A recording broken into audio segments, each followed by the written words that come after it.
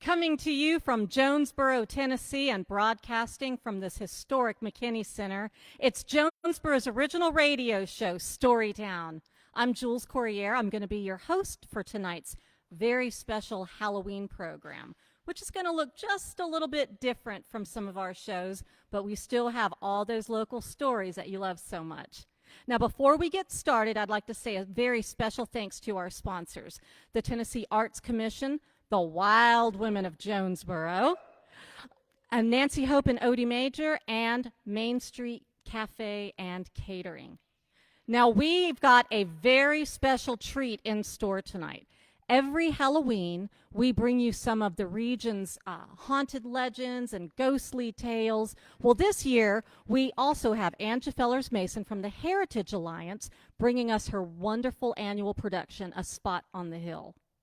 Now, usually, this production is done each year inside of the historic cemetery, which is right across the street from this very building.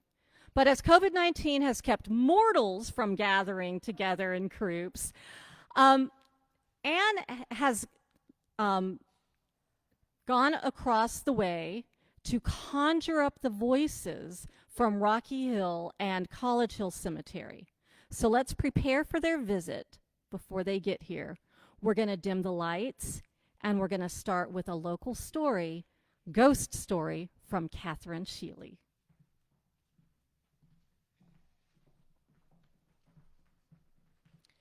Cataloochee Valley was an old community dating back to 1809.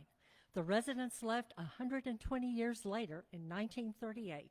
The government took their land for a park, the Great Smoky Mountains National Park. You've heard of it, just over beyond Asheville and Cherokee a few miles. Perhaps you've been there to visit or to camp. There were two churches, Palmer Methodist Chapel in Big Cataloochee and Ola Baptist Church in Little Cataloochee, some 6 miles away. There was a large graveyard there, and many of the valley's first settlers found their final resting place in it. In the early days, and even today, families believe in ghosts and haunts, and no one would go into the graveyard at night. There was an old, rusty iron fence around the yard. As long as you stayed outside this fence, no haunt could get you, nor any ghost follow you home.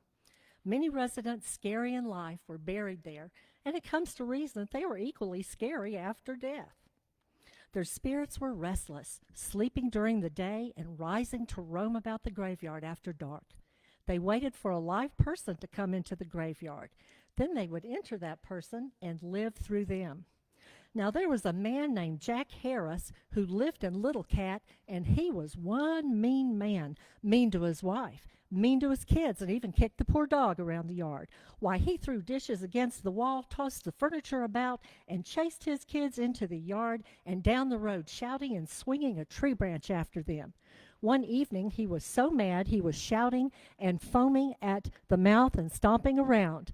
He suddenly stopped, looked at his wife in a peculiar way, and fell down dead. He had had a stroke in the midst of his anger, and he died right there. His family gave him a good Baptist burial, although no one really thought he was going up to heaven. They even wondered if the devil would take him in.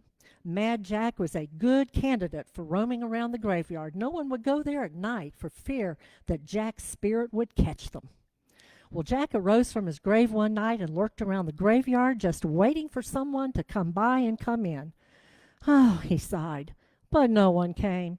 And night after night, the haunt lingered around the yard. He was hopeful. Then 1938 came, and the people left. Every second Sunday in June was Decoration Day, and the relatives of the former inhabitants returned for the Little Cat weekend reunion. On Saturday, the men cleaned up the graveyard, and the women took crepe paper and pipe cleaners and fashioned them into dozens of flowers. They then constructed wreaths out of the flowers to lay on the graves of their family members. On Sunday, they would gather at the church and have a memorial service for those who had died during the year. After church, the picnic baskets would emerge, and out would pop fried chicken, potato salad, string beans, baked beans, apple stack cake, pound cake, and other goodies washed down with a mason jar of cold tea. Down in the graveyard, Jack's daytime rest was disturbed by the gaiety of people reunited after a year's absence, by gossip, and by the sounds of the enjoyment of good food. He tossed and he turned in his casket, muttering to himself, "Why didn't them come visit during the night?" After eating, the group walked down to the graveyard admiring the wreaths. Jack heard footsteps, and some people passed right by his grave. Oh, how he wished for nightfall and that he might rise up and inhabit one of them. But soon the gathering dispersed. Cars and trucks of people left Little Cat, all except for one young man of 16 who'd been hiking down the road. No one missed him, thinking he was riding with someone else, and so he was left behind. Dusk came, and the young man lingered up at the church. "Well, when they get home, they'll find I'm not there, and they'll come back for me," he said. So he waited, humming to himself as he strolled down to the graveyard. The moon came out as night fell and illuminated the colorful flowers of the wreaths. There was something lovely and fetching about them, and he walked over to examine the wreath on the grave of Jack Harris. As he stood there, he saw a strange disturbance of the soil over the grave. It began to move. The dirt slid down the sides, the wreath fell off, and the top of the coffin slid back. Horrified, he saw the form of Mad Jack rise from the coffin, half decomposed, his clothing hanging in tatters, and the flesh was, it was rotting from his face and his hands. The hands slowly raised and extended toward the young man, and the body staggered towards him. The young man stumbled backward and fell against another headstone into the dirt. Mad Jack advanced, stood over him, bent down over him, reached for him. But suddenly, truck lights illuminated the scene from up on the hill. Somebody blew the horn. The young man shut his eyes. He screamed and fainted dead away. People were running down the hill, yelling and throwing rocks. When the young man opened his eyes, two men had him by the arms, dragging him back uphill. He looked down and, what? Jack was back in the coffin. The dirt was smoothed down, and the wreath was back in its place on top of the grave. The young man began blathering over his head, laughing and howling. The men stuffed him into the back of the truck cab, and they burnt rubber down the dirt road. Jack turned over in his coffin and sighed.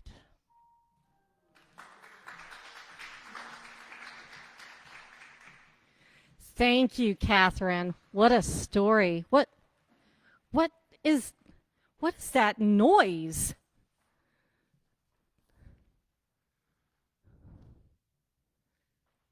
Sorry, it was just my teeth chattering. Okay, Greg. Oh, that reminds me of an interesting fact.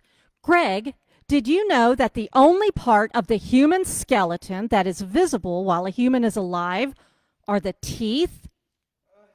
I know. I really didn't know that. Frankly, I'm sort of creeped out by knowing that now. Oh, come on, Greg. Give us a skeletal smile. Yeah, I've never looked at smiling the same way again.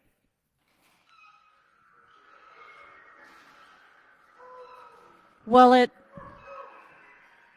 it sounds like our visitors have arrived, but I don't see anyone or anything except Anne.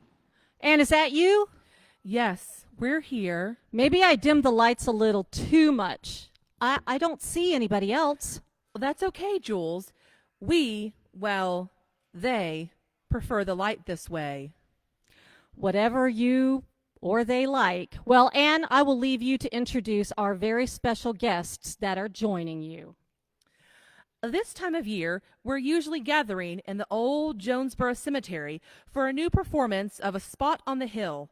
This play, written and researched by yours truly for the Heritage Alliance, shares the stories of the people buried in the historic Rocky Hill and College Hill cemeteries.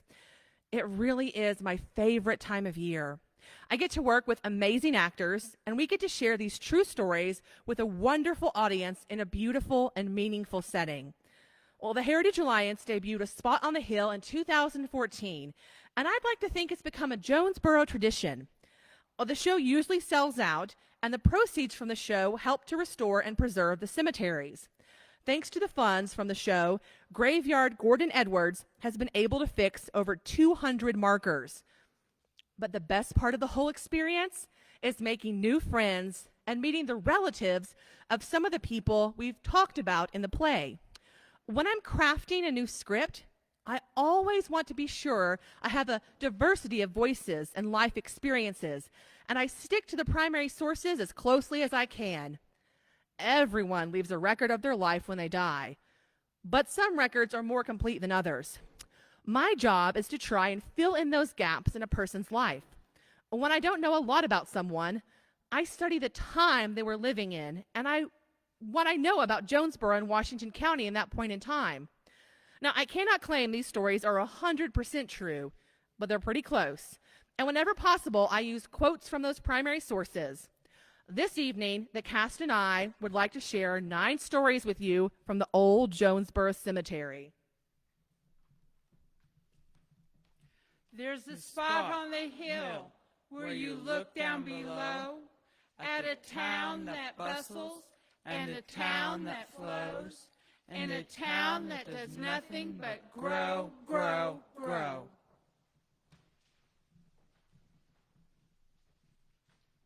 And you see what you gave, and all that you gave, the sacrifice you made for your spot on the hill.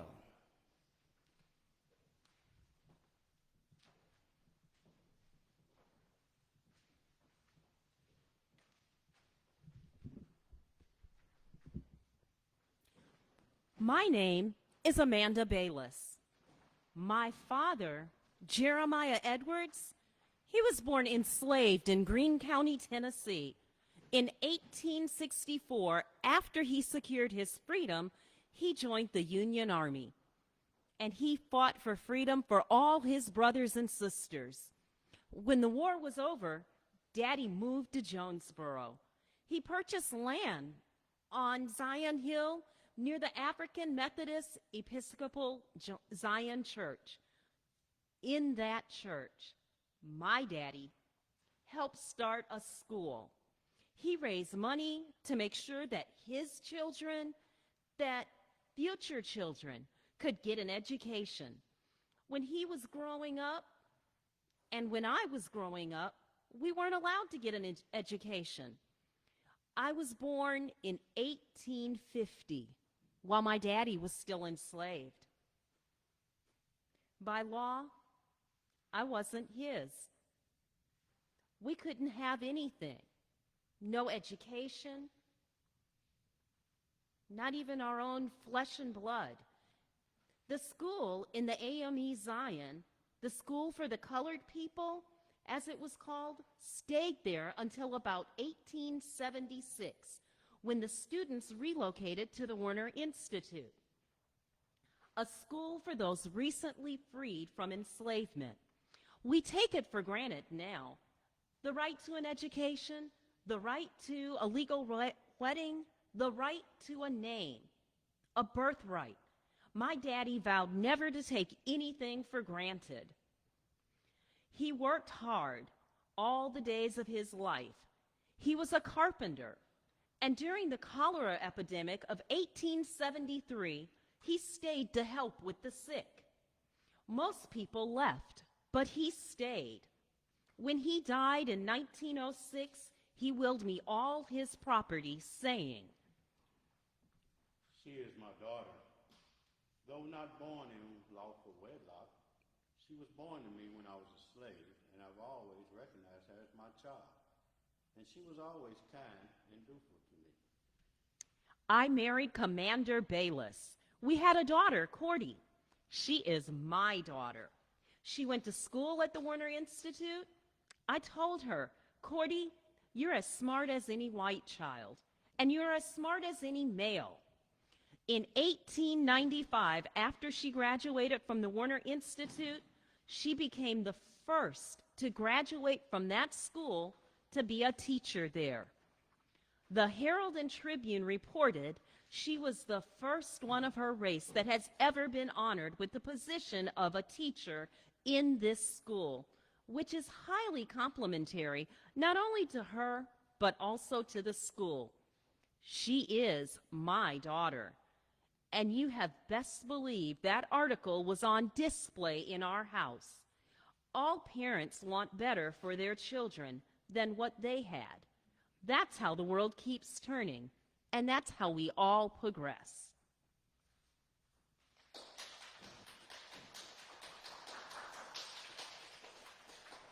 My name is James Atkinson, and I fired the last shot of the Civil War. Ooh. Well, there's a story to hear. Technically, it was the last hostile shot fired by artillery in the Civil War, but still. Well, how about this?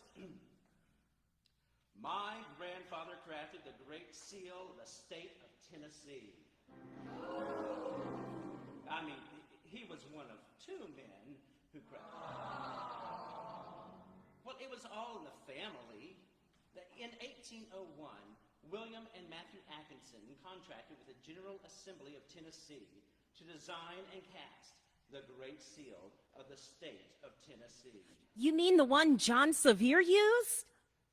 No, he wasn't governor anymore, but it was used by Tennessee's second governor, Archibald Roane. My grandfather's silversmith establishment was located on East Main Street. I come from a long line of silversmiths. My grandfather was a smith, as was my father, Wilton. I was the last to carry on our family's tradition. Two of my brothers were tenors, and my brother Brownlow, who was named after newspaper editor and Governor William Brownlow, was a businessman. The family trade died with me, sadly, but I was proud to carry it on while I could. I also carried on another family trade, unity. My grandfather believed in unity.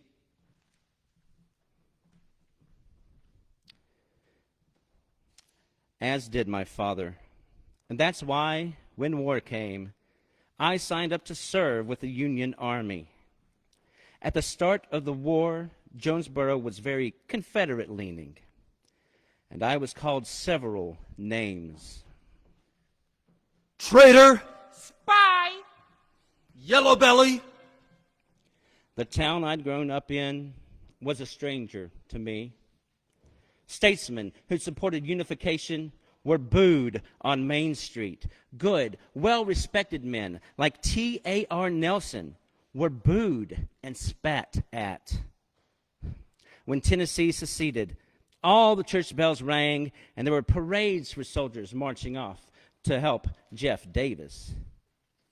I stood in my grandfather's shop, right where he stood, when he designed that seal, our state seal, a seal that was designed as a part of the United States.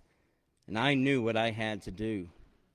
I enlisted in the Union Army and obtained the rank of lieutenant. I served in Battery E, 1st Light Tennessee Artillery. At a small battle on April 17th, 1865, near Salisbury, North Carolina, we engaged the 13th Tennessee Cavalry. That's when one of their officers gave me my distinction. I feel safe in saying that at this place, Lieutenant James Atkinson fired the last hostile shot fired by artillery in the Civil War. Of course, General Grant and General Lee had already signed the surrender on April 9th at Appomattox, but news traveled slowly. When I left the service, I returned to my business in Jonesborough. I returned to my home and my dear wife, Margaret. We're buried side by side on the hill with matching military-grade tombstones. And my tombstone could have said a lot, but I only wanted it to reflect my service to this state, to this country I valued so much. My grandfather crafted the Great Seal of the state of Tennessee. I fought to keep it from breaking.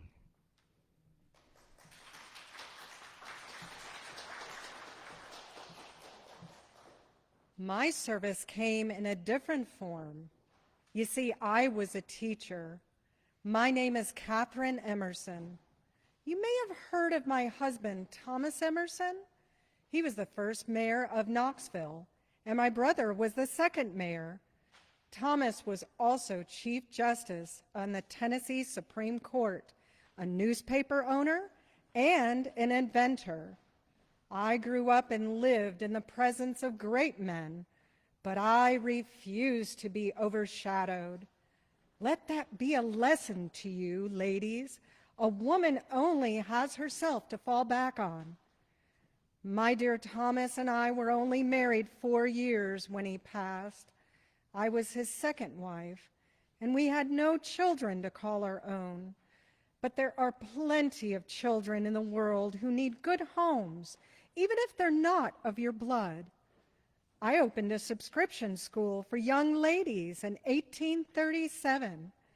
Some rumored I'd fallen on hard times following my husband's death, and that's why I was teaching. But I held my head high. I was above such gossip. I was a teacher, and I had a task to do. The students would come to my house, and we'd start the day's lessons. We'd practice elocution. Queen Catherine wakes the cat, and the cat quietly cries. Queen Catherine wakes the cat, and the cat quietly cries. Peter Pringle, the prickly pear picker, picked 3 perfectly prickly pears. Peter Pringle, the prickly pear picker, picked the 3 perfectly prickly pears. We studied poise and diction, and I tried to instill in my students the knowledge that nothing in life is certain, and one must always maintain one's fortitude if one wishes to persevere. I welcomed pupils into my home until 1846, much longer than other subscription schools in town. I was proud to contribute to the educational history of Jonesborough. Since its very founding, this town has believed in the importance of education, and not only education for men, but for young ladies as well. That's what brought me here. That's why I'm buried here. Thomas was a great man, but I never felt eclipsed. I take pride in the legacy that I've left behind. And even though I never had any children of my own, my life was filled with infinite joy. Thank you, Catherine. Well, if you are just tuning in, you're listening to StoryTown, Jonesborough's original storytelling radio hour and podcast. Be sure to tune into us on WETS 89.5 FM out of Johnson City, Tennessee, on the last Wednesday of the month at 8 p.m., and listen to any of our episodes on our podcast channel, StoryTown, all one word, wherever you listen to podcasts.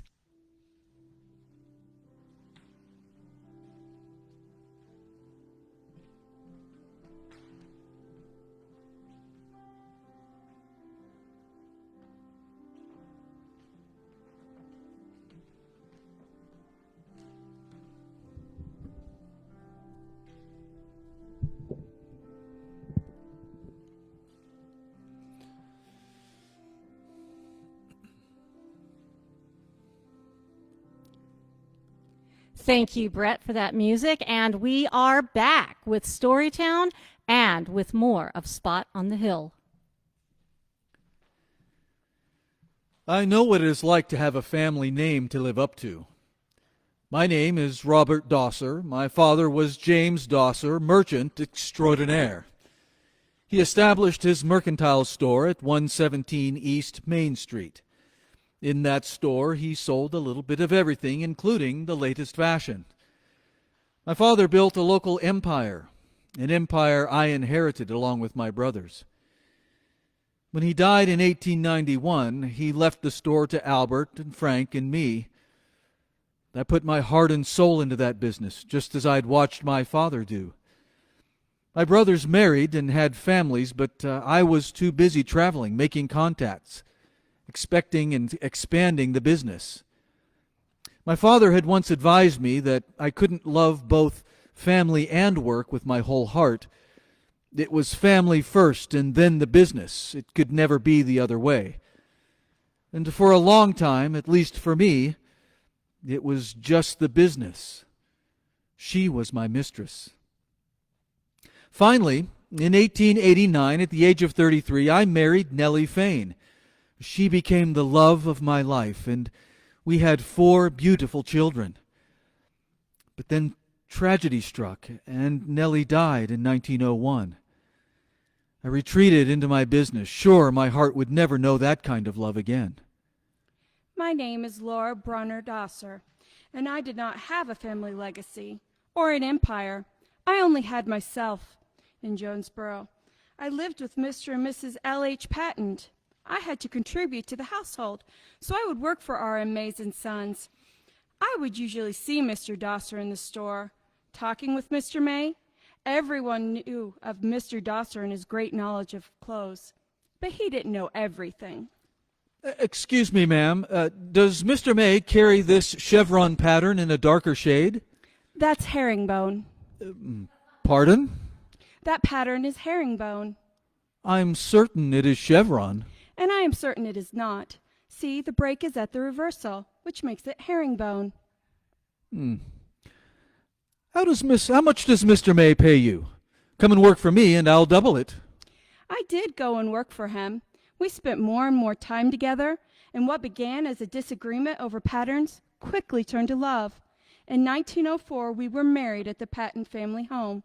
The Herald and Tribune announced our wedding writing,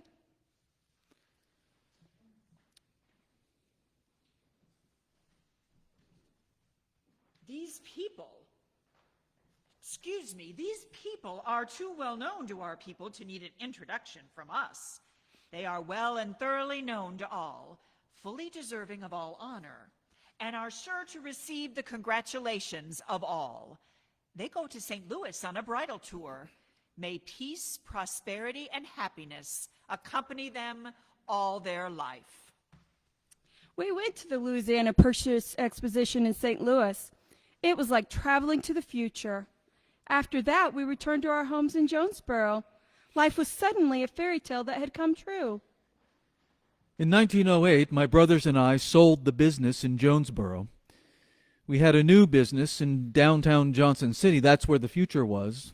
That was the legacy I was going to leave to my children. That same year, Laura and I had a son. I knew that one day he would join his siblings in the family business. Now, what has your father always told you? It's family first, and then the business. It can never be the other way. Good lad. But I never helped in the store. No, and I never lived to see what would become. The 2 of us died in 1908 in childbirth. We were buried in the Dosser family plot alongside Nellie Fain Dosser, the mother of your half-siblings. It was a beautiful story, Robert, while it lasted. Yes, my dear, it was.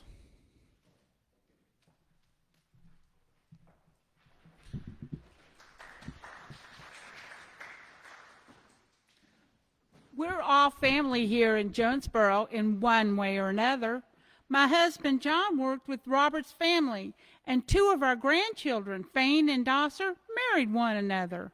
We all have deep roots here. My name is Fanny Fain.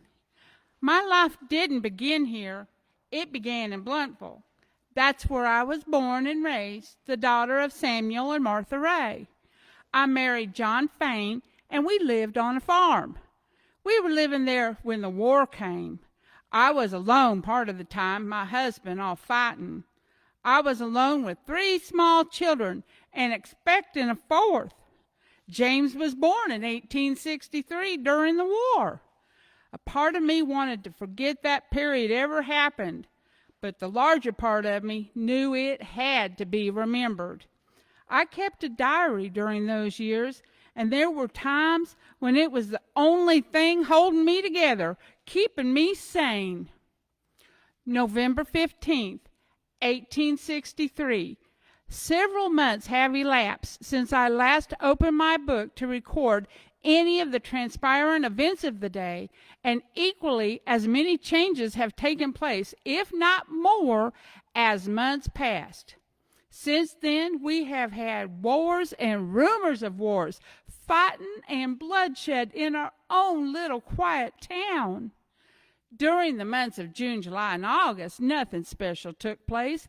We all were then busily engaged in trying to make and put away things for winter use. I canned a good deal, knowing everything would be scarce and hard to get this winter.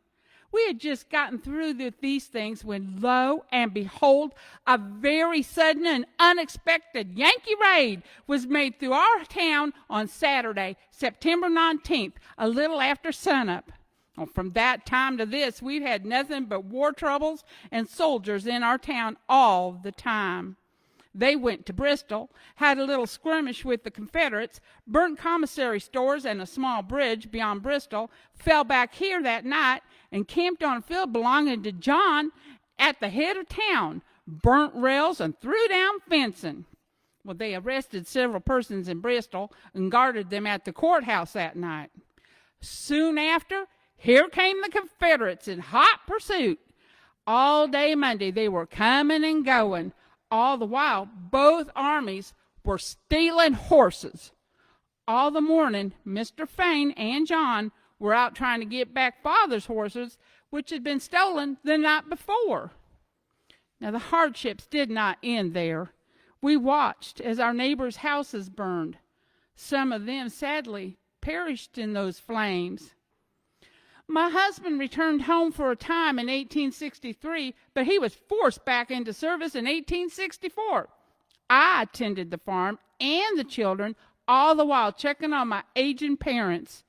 Days and weeks would go by with no news from Mr. Fane. I marked the time in my diary, hoping it would pass all the faster. February 19th, 1865. This is a bright, beautiful, quiet day. Today, I attended church, heard Mr. Alexander, chaplain in the army, preach. He's preached here but once before. Now, I had prepared myself to listen to a good sermon, but I must confess I was much disappointed.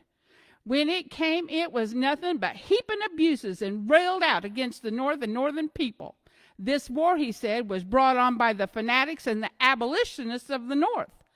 Then he spoke of slavery, how it had been written and preached upon in the North, and that there they called for an anti-slavery Bible, that if our Bible recognized slavery, then we will reject it. They wanted an anti-slavery government and an anti-slavery people, and that fanaticism and infidelity were the ruling principles of the North, and all kinds of other kinds of isms thrown in. Universalism, Unitarianisms, women's rightism. All this was on the part of the North, and the South, he seemed to think, comparatively speaking, was faultless. It was once that our best preachers and teachers in the South hailed from the North. But now it seemed nothing too bad or too unchristian can be said of them by their brethren in Christ's ministry. Oh, this vile, wicked war, what a division it has made, what wickedness and unkindness it has brought about. I wrote to remember. I wrote so that others would remember, so that it would never happen again. After the war, we moved to Jonesborough, all of us. We lived at 127 East Main Street. Now, Mr. Fane died in 1873, but here I remained. This was our community now. We'd come to it with war wounds, but together we'd found healing and home. So what will you write for those to come?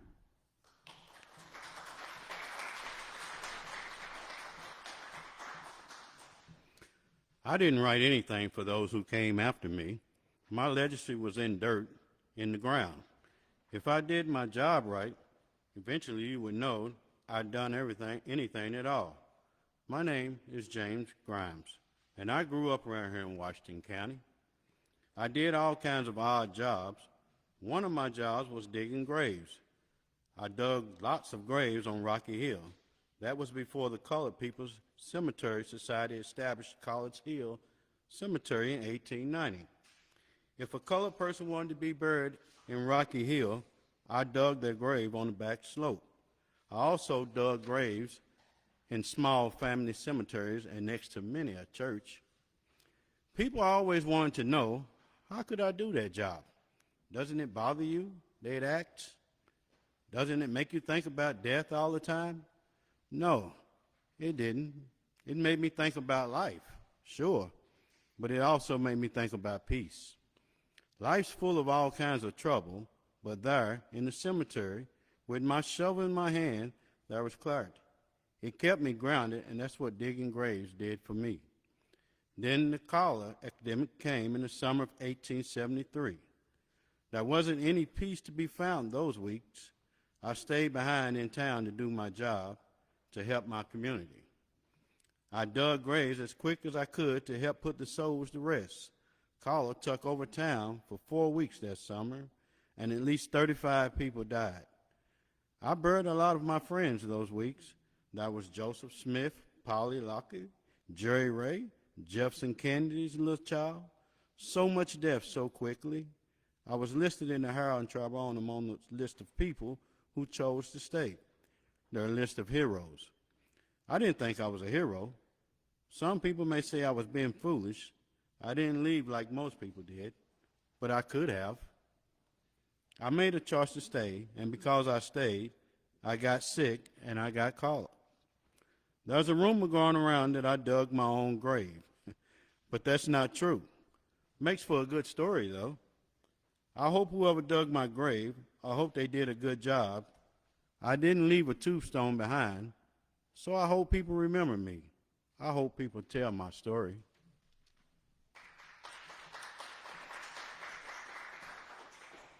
I'll remember you, James Grimes.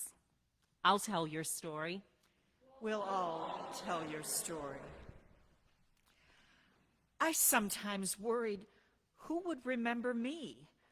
I grew up in a large family, very large, and it was easy to feel overwhelmed by the sheer number of people. The house was small. Well, it probably wasn't that small. We were just so large in number. My name is Axie Holmes, and I'm not buried with my blood. I am buried with my family of choice, the Dedricks. The house was crowded, and the money was tight, so I worked as a servant for the Dedrick family when I was just 13 years old. I worked for Mr. Alfred Dedrick and his wife, Mrs. Carter Dedrick. They had 5 daughters, a little younger than me, Kate, Adeline, Day, Felicia, and Lucille. They had a son, too, James, but he passed away at the age of 3 before I came to work for them. I was Miss Lucille's personal attendant. I made sure her dresses were pressed and that her hair was perfectly pinned.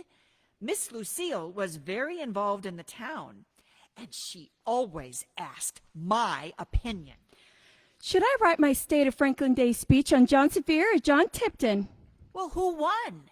John Sevier went on to be the first governor of Tennessee. I'd pick him. Miss Lucille also had a lot of hobbies, especially music. She liked to experiment with various instruments. I'll get it eventually. It'll sound quite pretty. I'm sure you will. Miss Lucille was tenacious and very bright. Axie, who would you date? John Keats or Robert Browning? Oh, are they boys in your class? No, they're poets. Dead poets. But they wrote such lovely words. I don't know anything about poets, Miss Lucille. I'm not smart enough for that. Yes, you are. You're plenty smart, Axie. Don't let anyone tell you otherwise. Here, come sit with me and I'll share them with you. I had plenty of siblings of my own, but it was different with Miss Lucille. She actually looked at me, listened to me, valued my opinion and my feelings. In 1904, Miss Lucille fell in love with John Belvin. He was a cashier for the local tobacco company, and he was very attractive. I knew it was love the moment she told me about him. I could see it in her eyes. They were married at the Baptist church, and it was a grand affair. I got to sit up front with the family. It was such a joyous day, but it was also sad because Lucille was leaving, moving to Richmond. I didn't realize until that moment just how much she meant to me. We were sisters, even if we didn't share blood. I remained in Jonesborough, but then Lucille wrote to me. She wanted me to come and live with them in Richmond. She told me, Axie, my home is your home. Always has been, always will be. I did something I never thought I'd do. I left Jonesborough. I helped Lucille tend her house and raise her children. I never had children of my own, but that was all right. I had all the family I needed. When I died in 1942, Lucille sent my body back to Jonesborough to be buried in the Dederick family plot, right beside the house that brought us together all those years ago. My marker reads, "Our beloved friend." How wonderful to be remembered as such for all eternity. There are no greater words. Hello, Axie. Oh, hello.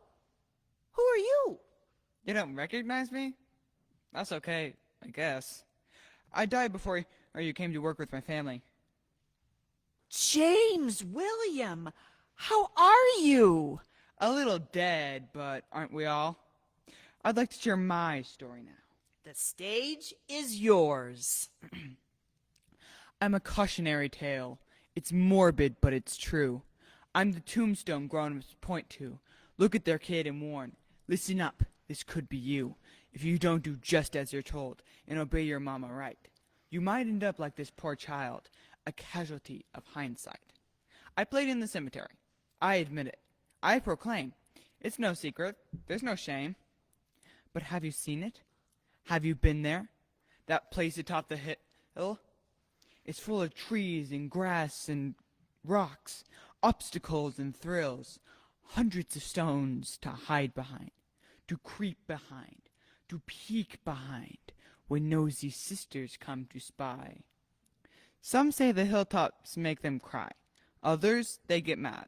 Some leave pretty flowers or a nut. Place a picture, leave a flag. Where some see only sadness, I see a jungle vast and wide, full of endless possibilities, a kingdom for which I can provide. It's perfectly located, right beside my home. I could see it from the window, almost reach it from the porch. I've spent my whole life looking at the kingdom vast and wide, calling to me, whispering to me. James William, come inside. Come inside. But there's always this nagging, this voice inside my head. It sounds an awful lot like Mother, meant to fill me with dread. James William, listen up. Don't go playing over there. The stones are big and you're so small. You might fall and hit your head. Yes, Mother. But, Mother, have you seen it? It's green and it's alive, full of trees and knolls and shady spots, groundhog holes and birds, rabbits, snakes, salamanders, squirrels, and possums too, and bugs. Lots of bugs. Perfect for scaring a sister or two. Did I tell you I have sisters? I do. A lot. That's why I need the cemetery, so I can hide and wait as they creep closer, ever closer. James! Oh, James, where are you? And then, gotcha! They scream and run away, off to Mother, who looks mad. And I know what she's going to say. James Williams, stay out of the cemetery. It's not a place for little boy. What about little girls? Because they were over there, or two. It's not fair. Life's not fair. And bad things happen, it's true. 1 minute you're playing in your favorite space, and the next, you're splattered flat. I was almost 3 when I was crushed on that spot atop the hill. I pushed the wrong stone and down it came. I was real little and it was real big. But there's something more. Like my father and his father before him, my legacy lives on. I'm the most exciting story, the most morbid story, the most interesting story of this whole lot.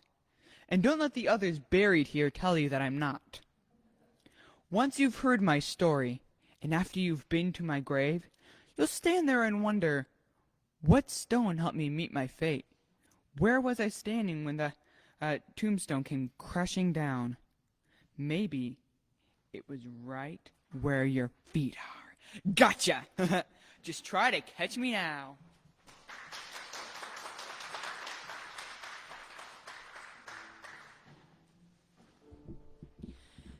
Death's a funny thing, a humbling thing, and a certain thing. So a message to you, our visitors. When you come to your spot on the hill and you gave all that you could so that others might live, then you must sit with the things you did and did not do and find your peace at last.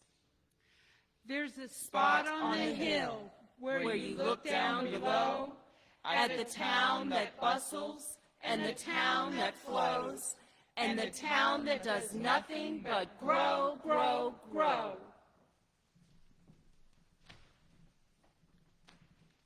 And you see what you gave and all that you did, the sacrifice that you made for your spot on the hill.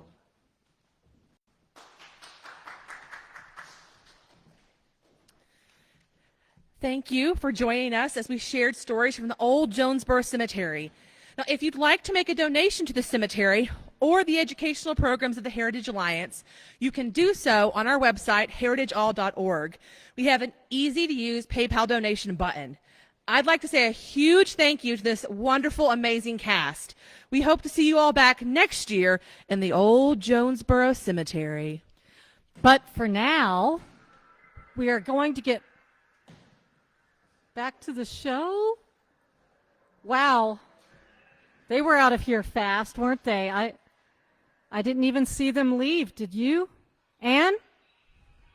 Anne, are you still here? Anne? Boo! Oh my goodness, Greg.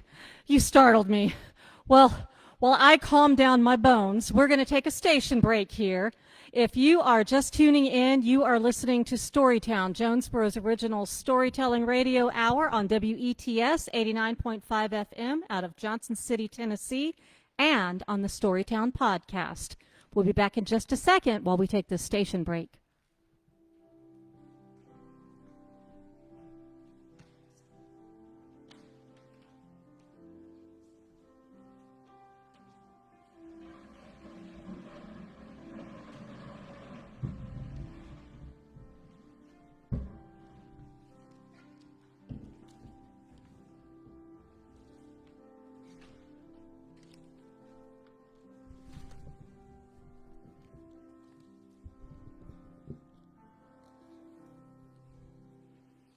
And we are back with more stories on this haunted episode. Well, I've been thinking about teeth and skeletons. Oh, good. Then you can help me tell this next story. I was hoping to try to forget it. Great, so you'll help. Perfect. I call this one The Weekend Visitor. I got a bad feeling about this, It's time for you to go home now. she said, as his hollow eyes stared beyond, or perhaps through her. Someone's waiting for you. Just tell me something, any little thing, so I can help you get there. Where are you from? Who's missing you?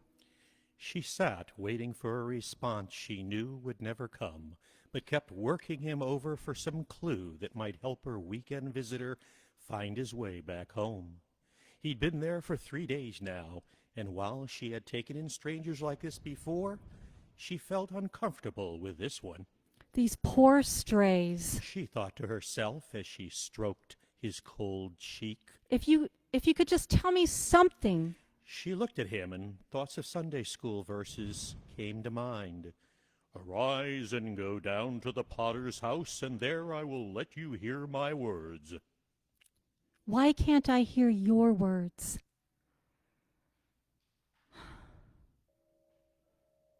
Oh, the telephone. Oh, she jumped at the sudden sound. This is Betty Pat. Hello? I think we've got a bad connection. Hello, this is Betty Pat. What can you tell me about your friend? Unfortunately, not much, Detective. I hope you're able to get something. You're his last chance, you know. After you finish with him, we'll have to just assign him a number and put him away like the others. Well, not all the others. You're right. You have a great record of getting these poor souls home. But you have to figure out the odds are once in a while you won't. I just need another day. I am sure I can get something. I don't know why it's so difficult this time. Well, talking to you isn't getting me any closer, so let me sit with him some more and see what happens. She hung up with her usual abruptness, and the phone cord caught on the cup holding her paintbrushes. Oh, darn it. The pink-tinged water began to pool toward him. She stopped the flow with the dishcloth and stood back, staring at the soaked rag, which began picking up more of the magenta pigment, and she gasped. That's it, isn't it? You saw something like this, didn't you? Pulled around you, didn't you? His mouth didn't move, but he answered. She stroked his cheekbone and felt something, a sort of stirring in her fingers. She reached for her tools and went to work.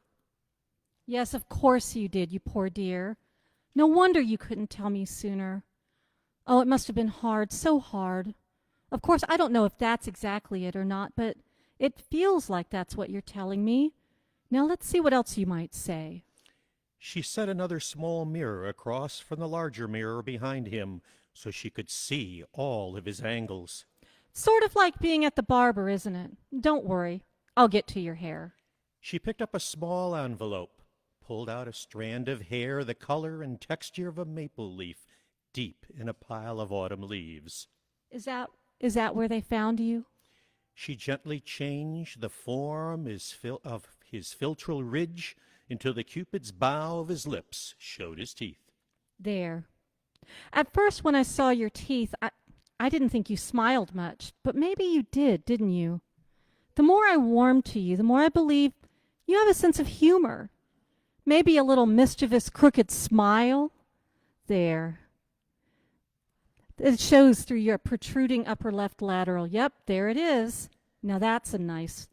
Oh, that's nice. Oh, imagine if you'd worn braces. How handsome. Of course, then you'd look like everybody else. Your smile isn't perfect, but it's distinguished. Betty Pat began pushing and pulling at his orbicular oris. I've been wrong for days. Teeth, they do more than help us talk. They distinguish us. Well, I've been covering your teeth with your lips, thinking more people would recognize you with a closed-mouth smile. I was thinking that you wouldn't show off your crooked grin. Of course, that's my own prejudice. I always thought my teeth were too long for my face. The foibles of ego. Forgive me. I'm sorry for wasting so much of your time. We're going in the right direction now. I'm going to get you home. Trust me. I've got a good track record. 70%, better than the police do on their own. I'd bet on those odds. Wouldn't you? Slowly, subtly, the visitor began to smile back as she worked his face into shape, his crooked teeth showing proudly beneath his upturned lips. You know, I had a teacher in school, Sister Mary Perpetua. Such a severe woman. If any of us were caught smiling, we'd be called out for misbehaving. Apparently, a smiling child is idle and must be worked until miserable. We must hold ourselves as a model example, she'd declare before whacking our ankles with a ruler. Well, don't get me wrong, it didn't make me hate church, but I knew I never wanted to be a model like her. Married to God and miserable. That's what we used to say about her. Well, I think I'm doing what God put me here for. Some might call my work miserable, and of course, I'm not married to anybody, but I love my work. She rotated her wrists while examining her progress. Have you ever given thought to the fact that the teeth are the only part of the human skeleton that can be seen by your family, by your loved ones, by anyone you allow to see them? If you think about it, smiling is a really intimate act. Maybe that's why Sister Mary Perpetua didn't allow it. You truly show something of yourself when you smile. So I wonder, is your smile shy? Is it warm? Betty Pat practiced a few smiles on her visitor. Of course, teeth are bared for other things, too. Animals bare their teeth before they attack or when they rip into the flesh. Oh, sorry. I sometimes go on when I work. I don't always remember that it might be a sensitive topic. She stroked deeper creases into his labial folds, shaping him a little older. He seemed to agree as Betty Pat made another choice. You had blue eyes, didn't you, honey? She pulled two 14-millimeter code 701.3 glass eyes from the drawer, light blue with green flecks. Then she picked up a new block of clay and began warming it in her hands. Behold, like the clay in the potter's hand, so are you in my hand.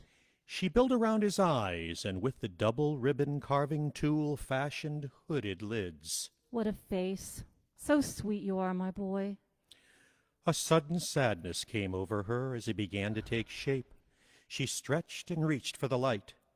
The afternoon sun set its tones of fiery amber, which prompted her to open the closet and sort through the wigs in varying shades of red and bags of loose hair, and compared them to the single strand from the envelope. Just as I thought, you're number 342.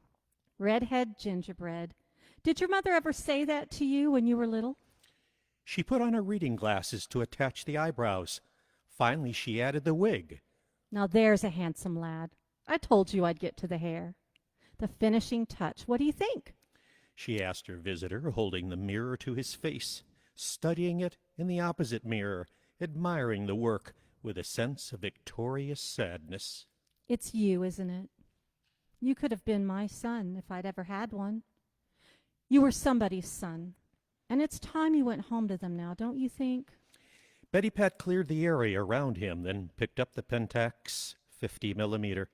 She put in a fresh roll of film and photographed her visitor from every angle. It was time to make the call. Hello, Derek. It's Betty Pat.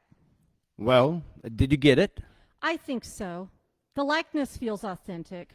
A skull can only tell you so much, but I think I've got it. I think he finally talked to me. Maybe even a little more than most. I knew you'd get it. You're the best forensic sculptor in the business, for my money. Did you photograph him already? Yes, you can pick up the roll of film in the morning. And your visitor? He'll be ready too. Betty Pat hung up the phone and returned to her visitor. My sweet, sweet boy. She pushed his auburn hair aside and gently kissed his forehead. Time for you to go home now, and time for me to do the hardest part.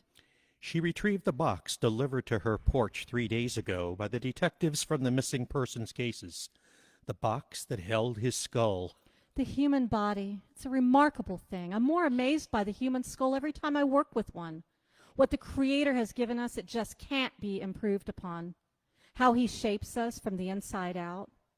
I only work on recreating the outer shell. I don't get it exactly right. I'm not the Creator, but I do my humanly best. And I hope I did well enough for someone to recognize you. You are beautiful, my dear sweet boy. This next step might not seem pleasant, but it must be done. So for that, I'm sorry. She removed the mirrors from around him.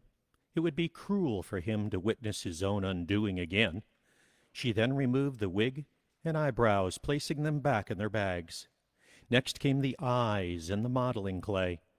Then the removal of the small pin she had placed along the bones to guide the depth of the facial structure she created. She cleaned the skull of all traces of her work and placed it in the box. She thought again of Sister Mary Perpetua and her verses. Your hands fashioned and made me, and now you have destroyed me altogether. Remember that you have made me like clay, and will you return me to the dust? She placed the skull carefully into his numbered cradle to be returned to the police. Betty Pat hoped the impish, crooked smile he had shared with her and the photograph she took as he modeled it would finally be identified. He would go home at last. Goodbye, sweet boy. I wish you could have stayed longer. She placed it on her porch for pickup by the detective. It wasn't pleasant work, but important. Finding home for the missing. Finding closure for families. Finding a name to the lost. There are a lot of scary things in the world, but the most frightening of all is being forgotten. Our stories are important. The names of those before us are as well. That's why we tell these stories. Thank you for receiving them and hopefully remembering them and handing them down.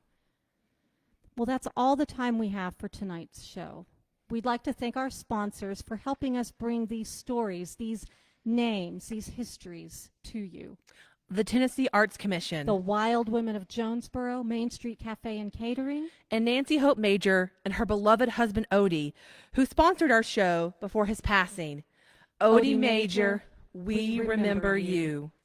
We'd also like to thank the Heritage Alliance and especially Ann Jeffellers Mason for their presentation of A Spot on the Hill. And we all look forward to assembling together on those cool historic grounds together, again perhaps next year.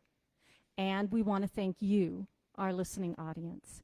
Remember to tune in to WETS 89.5 FM on the last Wednesday of the month at 8 p.m. and listen to all of our episodes on the StoryTown channel, StoryTown, wherever you get your podcasts. Thank you, everybody, and good night.